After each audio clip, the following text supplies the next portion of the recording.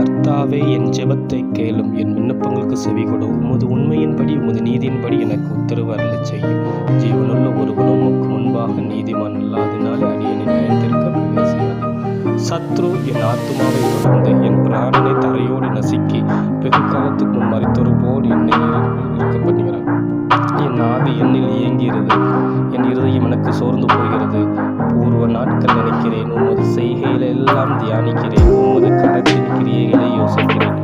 என் கைகளை உமக்கு நேராக விரிக்கிறேன். வறண்ட நிலத்தை போல் என் ஆத்துமா உண்மையில் தாகமாயிருக்கிறது. கர்த்தாவே, சீக்கிரமாக எனக்கு செவிகொடும். என் ஆவி தோய்ந்து போகிறது. நான் குழியில் இருந்து ஒப்பாகுதபடி உமது முகத்தை எனக்கு மறையாதையும்.